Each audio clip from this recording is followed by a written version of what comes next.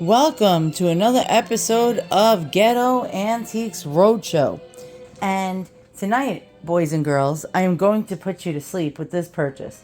And so if you have trouble sleeping like me and you have insomnia, we are going to solve that problem tonight.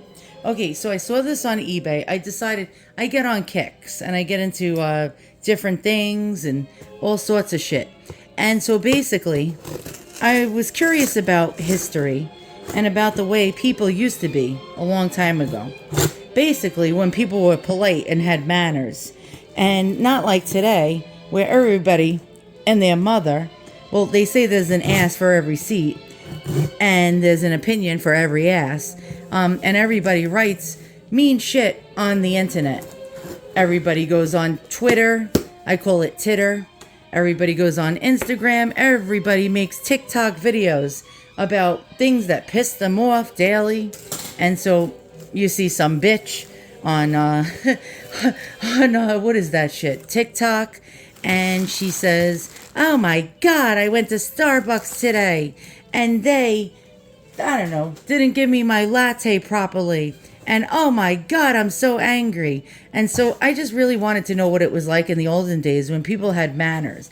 And so basically, the fall of Sicilian, what the hell's wrong with me? I'm having a brain fart. I'm Italian. I was thinking of Sicilian pizza. The fall of civilization happened when people stopped following these things. And what is this? Okay, back in the Victorian era, there used to be books that used to teach human beings how to be polite to each other and what to do and what not to do in society. And so today we are going to read 20th century etiquette. And so you see this happy, shiny group of people here. And no, it's not REM. And it says, wait, let's check this out. Damn, the lighting sucks in this house. A ready manual for all occasions. You see this happy couple. And back then they would have called them a gay couple, because gay means happy. And so let's check this out. All right, let's roll the cameras. And we're going to read this book together. So they say I'm eccentric, and that is correct. So I modified my hooker gloves for reading purposes. So I cut the fingers out of a rubber glove, and I attached it to my fingers with rubber bands. And that's so it's easier to turn the pages as I read to you. The 20th century etiquette, a ready manual for all occasions. Okay, so here we go. And these rubber grips will help me turn the pages. And, well, we got a problem, Houston. The binding is coming loose. Well, shit. Well, what do you want? I mean, I think I paid like $25 or $30 for this. Oh, wow, look at this. At Love's Altar. That's actually quite beautiful. Look at that color plate. Let's zoom in. Oh, these rubber grips really work. Look at that. Okay, I was able to actually zoom in on that. Usually with my hooker gloves, I can't grip shit. Okay. And it says, look at this crap. All right, watch this. All right, this is going to be a long video. Don't hit the back button, okay? All right. So it says, oh, shit. Wait, hold on. Hold on. This isn't a professional operation. 20th Century Etiquette, an up-to-date book for polite society containing hits such as rules for conduct in public, social and private, life at home and abroad, including hits such as suggestions for oriental teas, church festivals, charity socials, costume parties, bazaars, Germans. What the hell is that? It's a ethnic group. Indoor games, outdoor sports, tally-ho what the fuck? Tally-ho parties, masquerades, etc., etc. Also, correct dress for weddings, and a mosquito keeps flying around and trying to bite me. Correct dress for weddings. Did my daughter just flush the toilet in the background? Excuse me, young lady. That is impolite in society to flush a toilet, and now you just walked in brushing your teeth in the kitchen as I'm reading the 20th century etiquette. So you see, as you can see, we're a bunch of savages in today's current age. And that's why everybody's at each other's throats, because we no longer are polite. So instead of brushing her teeth in the bathroom like a polite young lady, she's brushing it by walking through every room of the house. And she flushed the toilet with the door open. Okay, next. All right, so where were we? Indoor games, outdoor sports, tally-ho parties, masquerades, etc., etc. Also, correct dress for weddings, receptions, and all other occasions. Designed for both men and women, young and old, by Annie Randall White. And this was written in 1900. Oh, here we go. Oh, Lord, this is going to be a boring one. Through the words of Christ, out of the abundance of the heart, the mouth speaketh, are quite as true today as they were 2,000 years ago. Yet, the training and culture of the individual through established... I can't read for shit. I would never make an audiobook person. Where were we? Oh, man. Okay. Blah, blah, blah, blah, blah. I'm sorry. Okay. So, the basic shit is, out of the abundance of the mouth speaketh, are quite as true today as they were 2,000 years ago. Yet, the training and culture of the individual through established custom and rules should not be overlooked. One may possess natural politeness, courteous, I can't even read this, bearing, and an inherited sense of good breeding. Well, we don't have that in my house. Yet all this may be of little value. Did you just slam the door inside? Again, you're not meeting the correct etiquette, damn it. Okay, where were we? One may possess natural politeness, courteous, bearing, and an inherited sense of good breeding, yet all this may be of little value if one fails to keep informed concerning the fashions and practices that cultured and well-bred people recognize. Well-bred? Oh my God, these people were like freaking lunatics back then. Jeez Louise. The great Lincoln often said that the lack of early culture and the disadvantage of never having associated in his younger days with well-bred people was a source of great mortification to him when his advanced position threw him into society of distinguished, cultivated men and accomplished, graceful women. For the purpose of assisting and instructing all who desire to do even the most trivial things well, this volume has been issued. It is simple, comprehensive, and uniformly educational. He who digests the rules outlined herein may congratulate himself that he is versed in the best and latest usage of refined society. And while occasional points may come up which permit of more latitude than is given here, and upon topics which for brevity this book is inadequate to answer, yet there are certain fixed laws which, like those of the Medes and Persians, are unchangeable. These laws are all herein defined. All departments are carefully handed, and each given its special treatment, from the simple essence of good breeding to the ceremonial code to the field has been quite exhaustively covered. With the belief that we have prepared a helpful work for the everyday use of young and old, we send this volume forth upon the great sea of public opinion, there to battle for simple grace, the kindly spirit, and the true politeness, which we may hope be the inheritance of the rising generation. Well, no. Pretty much our current generation sucks. Let's face it, guys. Last sentence. Should it meet a kindly reception, our labors will well be repaid. Well, guess what, suckers? You haven't met the 21st century yet, have you? Holy shiz. So basically, let's face it. We all suck as a society now. The reason why half the country is divided is because everybody has an opinion. Back in the Victorian times and the early 20th century, people weren't allowed to express their opinions because it was considered inbred behavior or savage behavior or impolite behavior. So pretty much nobody said anything. Nobody told anybody their opinion, even if they didn't like something, and they kept their mouth shut, and everybody got along. The end. Well, let's skim through this book and try to find, oh God, here we go. The benefits of society. Society is the true sphere. Oh, my stomach just growled. My stomach is impolite. Society is the true sphere of human virtue. In social active life, difficulties will perpetually be met with restraints of many kinds will be necessary. And studying to behave right in respect of these is a discipline of the human heart useful to others and improving to itself. Signed, Elizabeth Carter. Okay, let's see what else. Here we go. Importance of manners, boys and girls. Okay, here we go. And oh my God, when I was a kid, if I didn't share with another kid or if I mouthed it off, my father would take his belt off and threaten to whip me. And my mother would take the Italian wooden spoon that she used to mix the sauce and beat my ass with it. But pretty much I was a very polite child until now.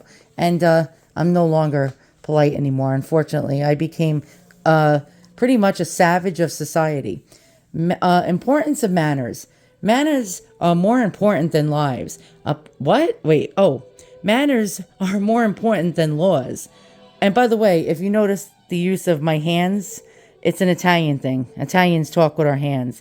That's very, very, very, very inbred of me. Oh, geez. Okay. Manners are of more importance than laws. Upon them, in a great measure, the laws depend. The law touches, but here and there, now and then, manners are what the vex or soothe, corrupt or purify, exalt or debase, barbarize or refine us by a constant, steady, uniform, insensible operation, like that of the air we breathe in. They give their whole form and color to our lives. According to their quality, they aid morals, they supply them, or they totally destroy them. Wow, this book actually is like Nostradamus' book, because it's letting us know that pretty much today's society fucked up. And let's just find some cool shit to read. Oh, look, we got another color plate. That's actually quite nice. I'm too lazy to take my phone off of the phone stand right now to show it to you. And let's see, let's find something interesting. Telephoning, business and social. How to use the phone. Oh my God, if they only knew now what we have, all the gadgets and bullshit that we have now to communicate with. It says, business at the phone, law of right. There was a law of right on the phone? Here we go. Social etiquette at Washington. Who are society's leaders?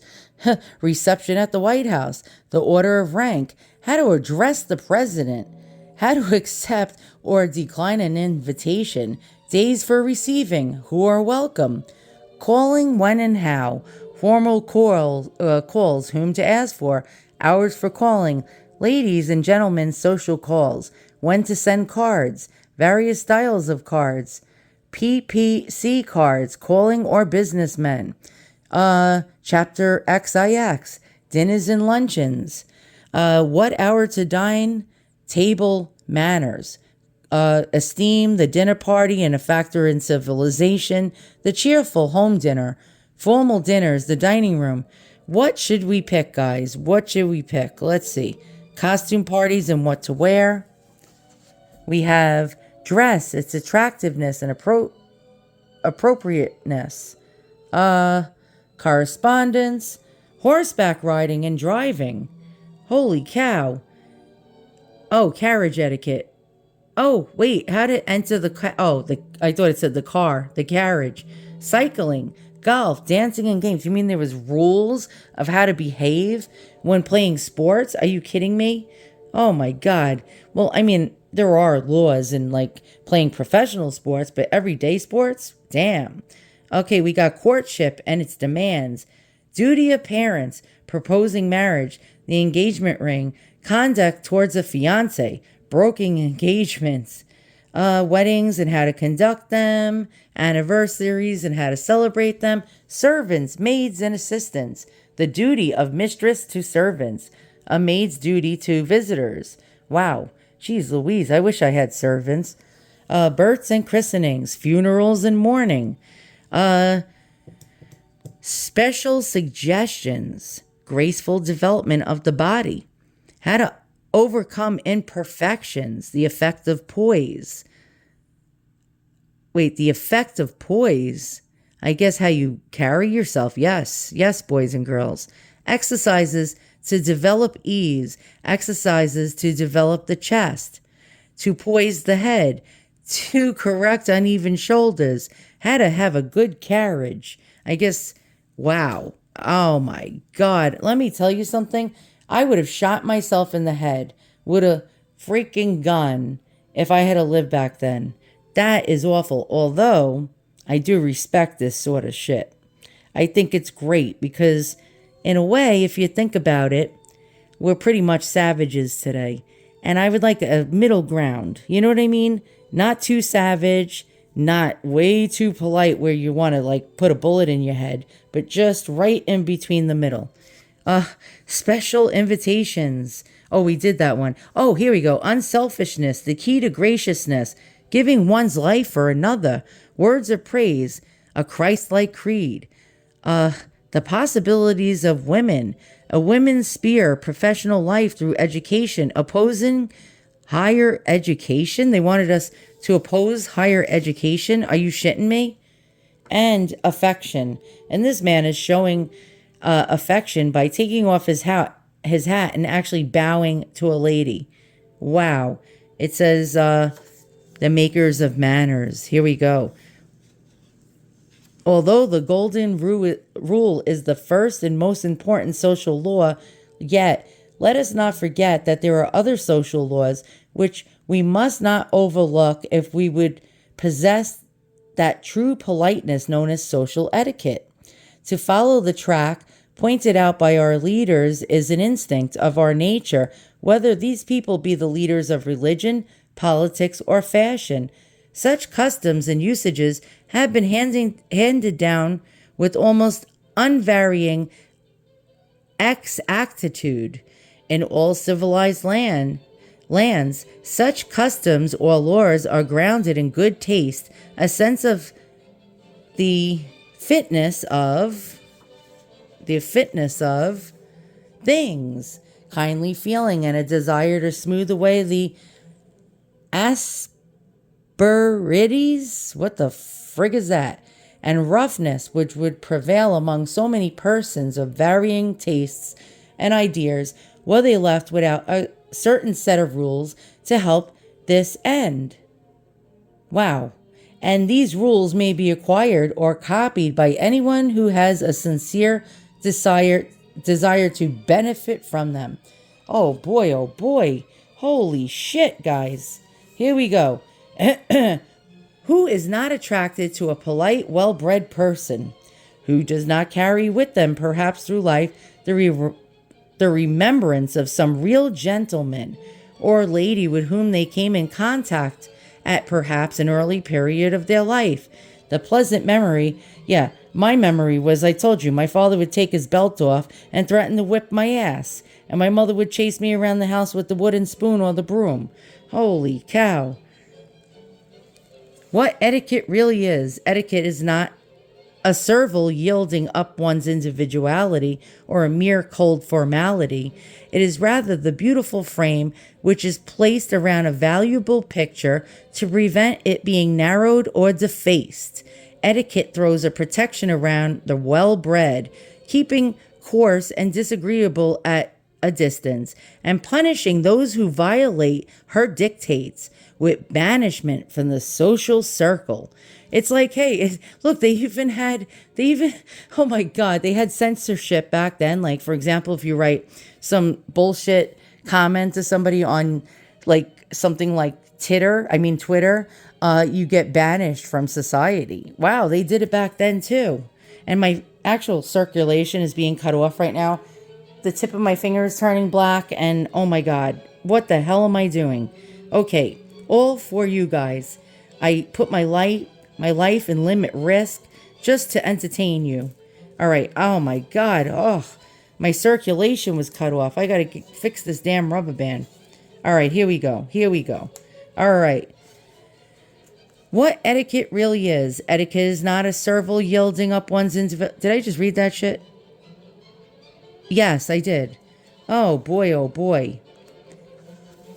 Let's find something interesting. Is there anything interesting? The test of a lady and gentleman. How often we see in a family or among intimates, one man, a gentleman, courteous and deferent, while another is rough, boorish, and indifferent to the likes or dislikes of everyone. Just here comes the real test of the nobleman, the true gentleman. The real man of worth not only seeks to conform to the usages which society imposes, but he must have as a foundation an earnest regard for others, a tender chivalry, and now they call it toxic masculinity. Oh my God. Oh boy, these people would be turning over in their graves. A consistent and nurturing patience with even the fallibles, which he discovers in his intercourse with those by whom he is surrounded. The statement would be to some an argument to prove that the nature stamps the difference between the two sorts of men, but even nature needs the aid of training and example in order to bring to the surface those manifestations of good breeding which will place a man on right footing with his associates. Good manners are always necessary.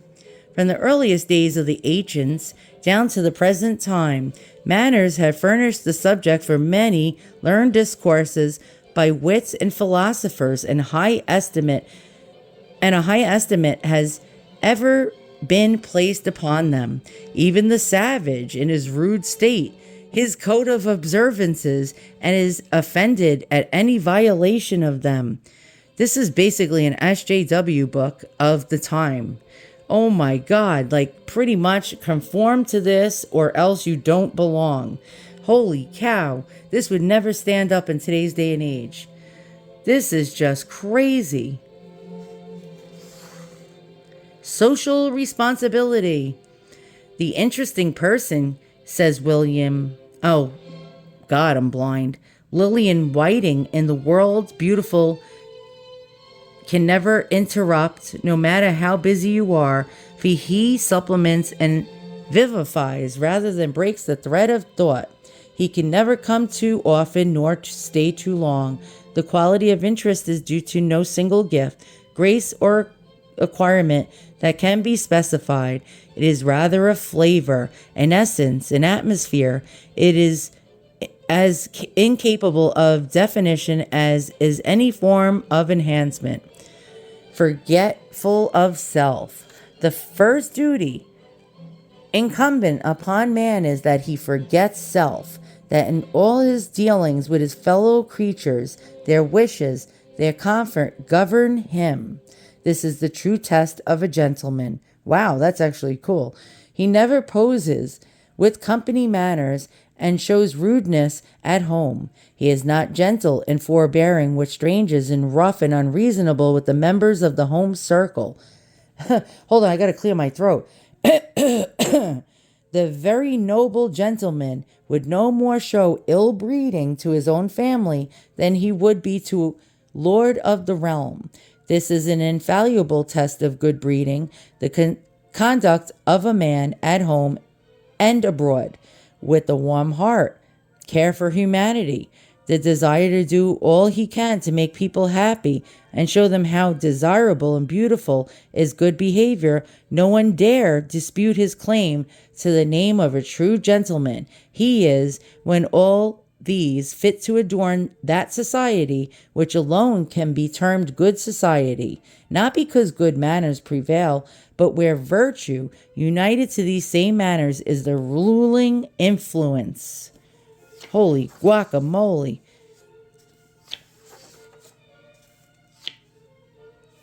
This book is like 5,000 pages. Home Life, the Immortal. This is crazy. Home influences. Be courteous to all. Courtesy is incumbent upon all.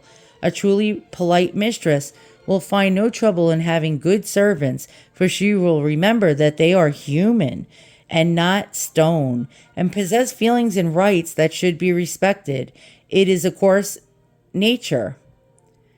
Oh, it is, of course, nature that is rude and overbearing to those whose fortune has placed beneath them. The bad effects will be apparent in another direction, for the insolent mistress will have insolent servants. Courteous treatment and proper regard for their comfort will win their regard and more faithful services. Holy guacamole. These pictures are actually quite cool. Indifferent parents. Avoid evil speaking. Oh my God, I got to hear this one. Another evil to be avoided in the home circle is the habit of discussing bad stories heard or silly gossip. A son reared under the roof tree where evil speaking is indulged in goes into the world poorly equipped to take up the cudgel in defense of the innocent or maligned. Their opinions will have warped and poisoned until they look with distrust upon all. And a young girl who hears her parents repeating scandals or in putting the base motives to apparently good actions will necessarily, unless she has an inborn purity which leads her to abhor the practice, become a captious, envious gossip and be shunned as such. Little folks, their entertainment and dress.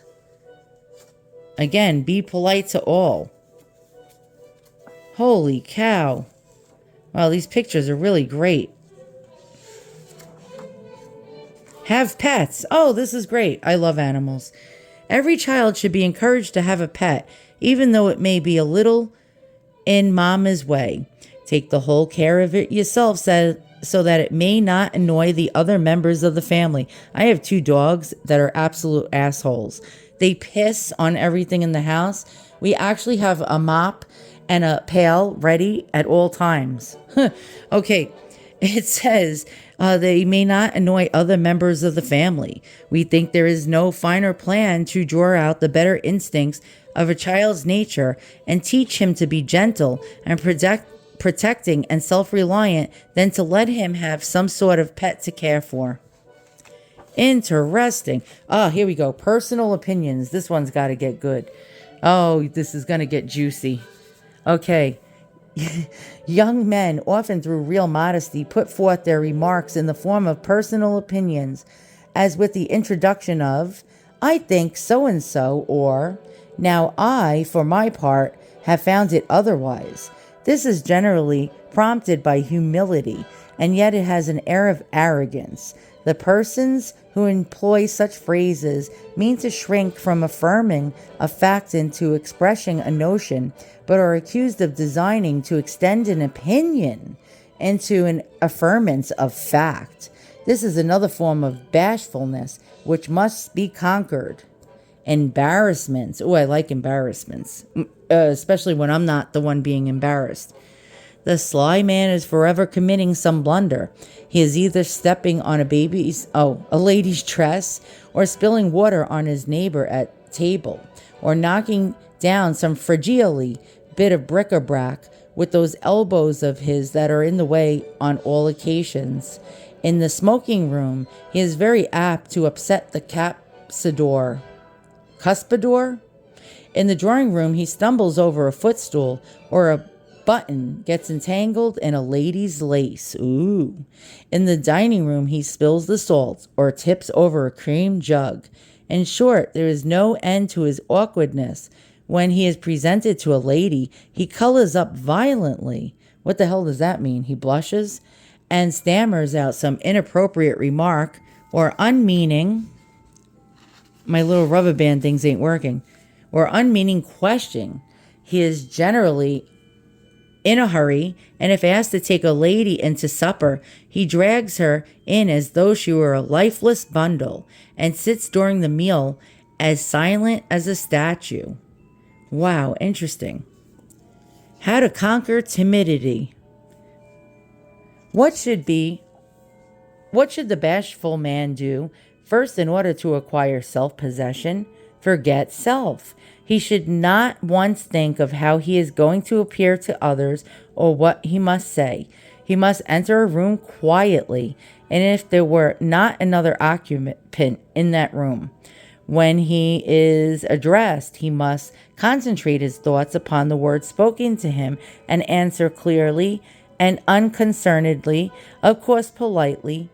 Self-possession inspires confidence and establishes a sort of Freemasonry, which places people on an equal footing. There is no doubt that, to a certain extent, first impressions are lasting, and that is another strong plea for their being of an agreeable character. Interesting. So basically, kiss everyone's ass, don't say much, keep your mouth shut, and be humble, and if you have an opinion, just really keep it to yourself. Oh, Lord. We got hits such as shyness becomes awkwardness, undue self-consciousness, a cure for shyness, inherited bashfulness, repression. Oh, I like that. So often have I seen people, when under the spell of repression, appear as though bashful, that I feel a suggestion regarding the method of overcoming repression is not out of place here. Rather do I believe it is quite in place. Repression due frequently to sights, real or fancied, to sorrow, secret or otherwise, to indignation, justly or unjustly, and often to embarrassment, caused by someone throwing about an atmosphere of superiority, can, like everything else, be cured. How to overcome it? I don't feel like bothering with that. And let's check it out. Let's see. Oh, how a gentleman salutes. When two ladies are walking together and are met by a gentleman known to one of the ladies, he should raise his hat politely to both. Or if a lady is met by two gentlemen, one of whom she knows, it is useful for both gentlemen to bow. Oh my God, men used to bow to us. When introductions take place, the name should be very distinctly pronounced. Some people are very careless about this. If you do not hear it plainly, it is no disgrace, and it is well to say, I beg pardon, but I shall have to ask you whom I have the honor of addressing. It prevents awkward mistakes afterward. Hints. Never interrupt a conversation for the purpose of introducing anyone. At a dance, do not present a young lady to a lady without first asking her permission. Be very guarded about introducing titled foreigners to young ladies. Sometimes titles are not open to inspection. A pleasant form of introduction is, Miss Brown, I wish you to know my friend Miss C. Oh my God. I mean, this book, look how thick this thing is. You had to follow all of these rules to fit into society. Now, everybody, oh my God, I mean, pretty much society is fucked. Like, we're so different. We don't care what anybody thinks. We have zero amount of politeness and etiquette, including myself. I'm not going to lie. And saluting to different countries. Each country has its own peculiar forms, and all indicate a warm, spontaneous interest in the welfare of those around. Oh my God. Oriental peoples are very punctilious in their greetings. The Bedouin's salutation has all the tender grace of a blessing as he places his right hand upon his breast and, bowing low, says, If God wills it, you are well. The grave and stately Spaniard greets you with God be with you. The gentleman in Poland, as he leaves you, touches his lips to your shoulder and bids you be ever well. Men of distinction in Japan wear over their shoulder a scarf, the length of which determines their rank. When two gentlemen meet, they bow until the ends of the scarf which each one wears touch the ground. Of course, the one with the shortest scarf has to bow the lowest. A Munbato of Africa, when he meets a friend, holds out the right hand and cracks the joints of the middle fingers. Eskimos salute by rubbing noses together, but properly the most startling mode of salutation is that of the Moors, who greet a stranger by dashing towards him at full speed as if to unhorse him, and near suddenly firing a pistol over his head. What the fuck? One must be gifted with considerable presence of mind not to be alarmed at such an effusive greeting. The Egyptian salutation may be very appropriate for that warm region, but would offend ears polite in your own land. He very earnestly asks you, how do you perspire? Are you kidding me? Dropping one hand to the knee. Turks have a more stately greeting. They fold their arms upon their breast and bend their head very low. We might go on enumerating the various modes of saluting prevalent in other lands, but those who will suffice to show you that none of these methods, however proper in their own place, obtain here in America. In America, where there are but three salutations: the bow, the kiss, and the verbal greeting or handshake. While our own American gentleman lifts his hat as a token of recognition, many foreigners content themselves with merely bowing, although in France and Germany, the embrace is considered proper among intimates as the father kisses his grown-up son on the forehead. Men clasp each other in their arms, and brothers show as much fondness towards each other, even in public, as though they were lovers. Oh my God. Let's check out about the French people. French estimate of courtesy. It is stated by some author that while a Frenchman will forgive a debt or a wrong, he will never overlook a lack of courtesy. Also that he demands that the most profound outward respect shall be shown towards the ladies of the household, of his household. Else possibly a duel may be precipitated. A duel. Oh my God, a duel. In 1900, they still had duels? Oh boy, oh boy.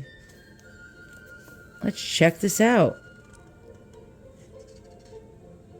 Kissing promiscuously. Oh, this is getting juicy. Here we go.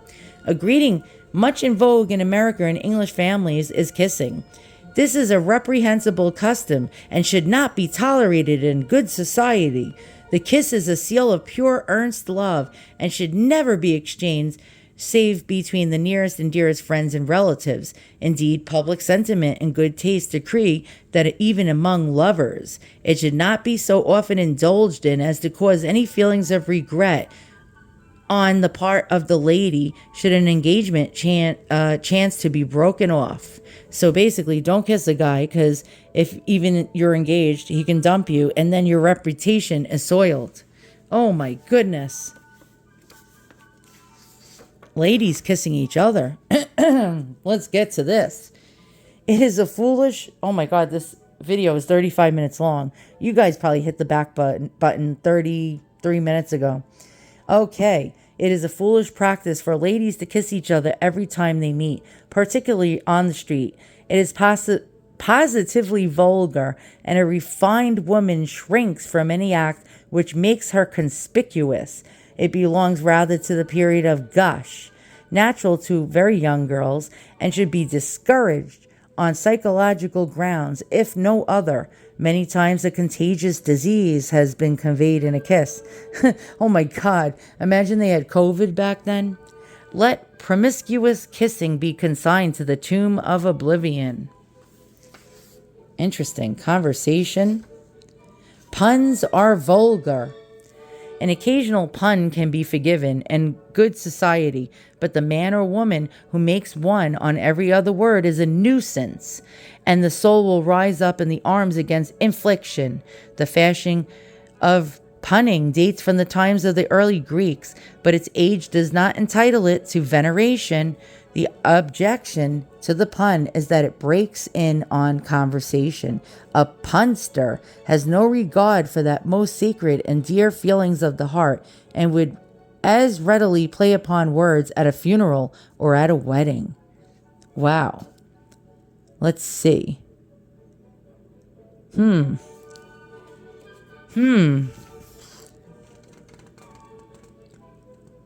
Let's check this out. This is actually interesting. Wandering attention. Use few compliments. Compliments should be sparingly administered, else they lose their force. When they are deserved, it is graceful to pay them, to act upon them. But let them be sincere, else they become gross flattery, which is lowering to the giver and an insult to the one on whom it is bestowed. It is an admission that you are dull and an unobservant of the merits of those around you, not to say a fitting word of praise for some good deed they have done, and a word of this sort from you is often very gratefully received. Neatness of person.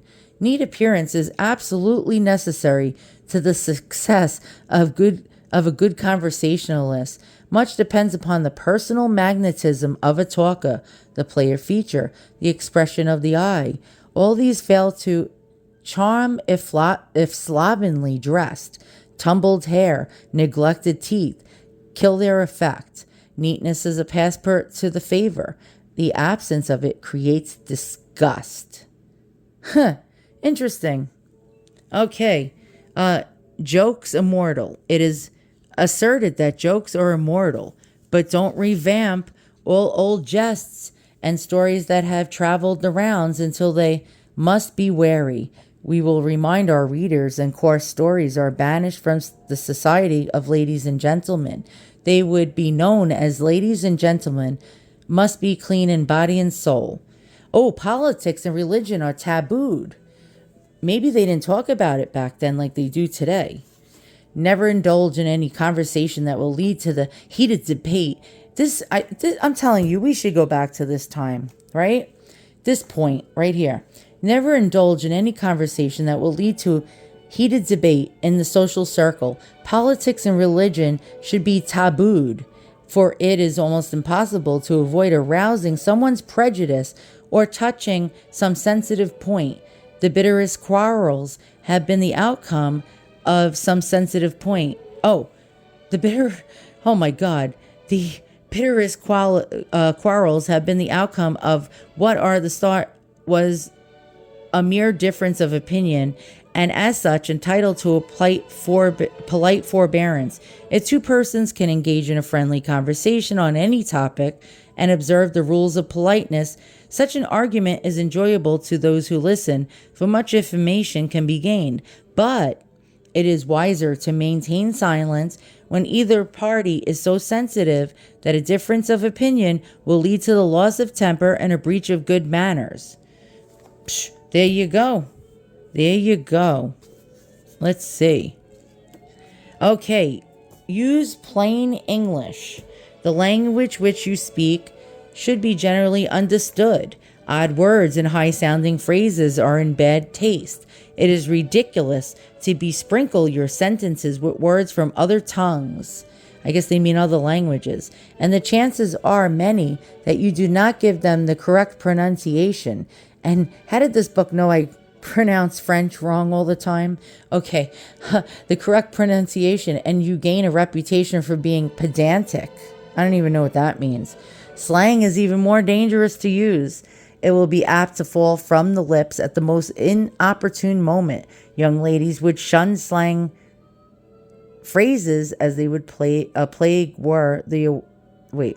young ladies would shun slang phrases as they would a plague, were they aware of the origin of some of their pet phrases. The most beautiful language is that of which is the most simple. The words which have the most value are those which concisely convey the thought to the mind of the listener with clearness and speed. Loud talking is offensive. Loud talking, I'm probably shouting right now. Now it's making me worry. Loud talking is very offensive. The loud talker is generally conceited and coarse. He catches the ear but does not engage the heart. The loud, swaggering talker starts out upon the supposition that everyone is interested in his affairs. He disturbs the circle into which he is thrown. He talks at people and not to them. And I'm getting bored and etiquette of school days. School bores the shit out of me. Dancing and suppers. Her escort to supper. She had to be escorted to supper. Wow, okay. Education is a great help. Respect your elders.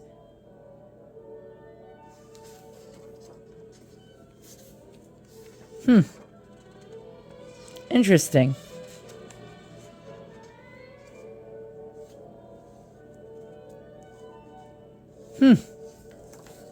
Oh, here we go. Smoking. This is what I do. Oh, no. To many who are violently opposed to the use of tobacco in any form, a chapter on smoking will seem out of place, and yet there will always be found in all society those who love the weed.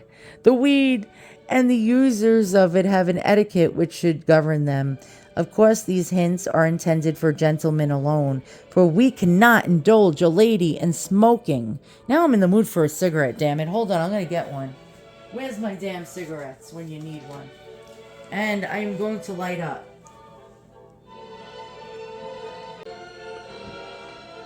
Here's my thoughts, okay? I don't like you. Whoever this author is, you can go kiss my ass. Okay, so it says, of course, these hints are intended for gentlemen alone, for we cannot imagine a lady smoking. It is well known that the ladies of Spain have from time immemorial of such a custom. In our own country has not.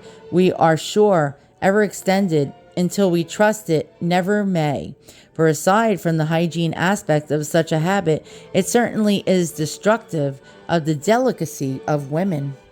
And I shall take a puff. Okay, where to smoke. Physical training. Spare the singers. The cuspidor. What the hell is that? 3 Spaniards all smoking. Excessive smoking. Oh my God. Oh, here we go. Let's go. Let's read this shit. Now this is getting juicy. It is no longer a supposition, but is a fixed fact that the excessive use of tobacco in any form is detrimental to the health. Yeah, I know that, unfortunately. But as we are not writing a medical treatise, rather offering a few suggestions to the well-bred, we pass the phrase of the subject by. No one has the right to inflict a cheap, bad-smelling cigar upon his friends. If you cannot obtain something nice, defer your smoking to the privacy of your own room. Never hold an unlit cigar in your mouth, chewing the end until it becomes disgusting to the eyes of those around you. Do not smoke a pipe in company. That is another indulgence that should be regulated to your own apartment or to the society of a few choice spirits. I guess they mean the bars. When you have been smoking, take a brisk walk in the open air before you present yourself to lady friends. The aroma of tobacco when retained in the clothes is very offensive to some people. Hold on a second. Okay. A friend of mine, in writing of her travels abroad, relates the following story regarding the politeness of 3 Spanish gentlemen of Cadiz. As we left the city of Cadiz on our way to Seville, the train was a great curiosity to us. The cars open at the side. Each compartment seating only 8 people. There are no bells on the locomotives in Spain, but when the train is about to start, the station's master appears and rings vigorously in an ordinary dinner bell. The whistle on the pygmy engine gives a little toot and the train starts. We had just congratulated ourselves that we were to be alone when presto, 3 Spaniards entered, all smoking. By the way, the Spanish were actually the reason why we have cigarettes in America. I'll do another video on that upcoming. Okay, this is turning into a Peg Bundy ash. It was like dangling. Okay, so 3 Spaniards. How dare they? 3 Spaniards entered, all smoking. Of course, this was to be expected, for in Spain men smoke everywhere, even in the presence of ladies. We prepared to be miserable, and drew nearer the windows, but to our surprise, they permitted the weed to go out, and we were assiduous in their efforts to